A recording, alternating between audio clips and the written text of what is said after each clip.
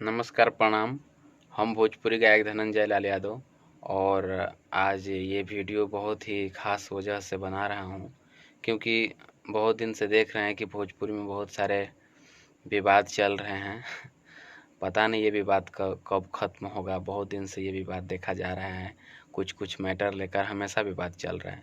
तो प्लीज़ आप सबसे रिक्वेस्ट है कि ऐसा मत कीजिए, क्योंकि कहीं ना कहीं इससे इंडस्ट्री को बहुत बड़ा लॉस है। बहुत देखा जाता है कि लोग भोजपुरी के कहीं न कहीं इग्नोर कर रहे हैं।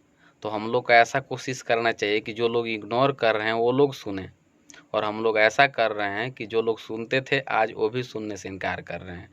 तो प्लीज़ इससे सभी का लॉस है, पूरे भोजपुरी समाज का लॉस है, सबका बदनामी है।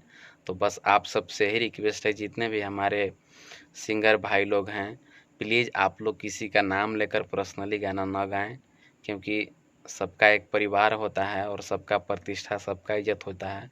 तो किसी के नाम लेकर के गाना गाना बहुत गलत बात है।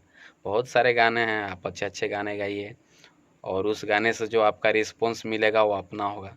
और बहुत सारे लोग ये किसी का नाम लेकर गाने से, अगर हमें 4 लोग जानते हैं तो उससे हमको कोई फ़ायदा नहीं है, क्योंकि मुझे, वो मेरे लिए नहीं जान रहे हैं। जो चीज़ है, जो लोग आपको अच्छाई से जानेंगे वो आपका हमेशा टिकाऊ रहेगा। क्योंकि देखिए, गलत आपका 2 दिन के लिए आपको ज़रूर ही फ़ायदेमंद होगा, लेकिन अगर आपको हमेशा के लिए बने रहना है तो प्लीज़ आप लोग अच्छा अच्छा गाना गाइए और किसी का पर्सनली नाम लेकर गाना मत गाइए, क्योंकि ये बहुत बड़ी गलत बात है। कल आप गा रहे हैं, दूसरे दिन अगर आप ही के ऊपर कोई गाए तो आपको भी बुरा लगेगा। तो आप ऐसा मत कीजिए कि लोग एक दूसरे को देखकर किसी का नाम लेकर के गाना गाएं।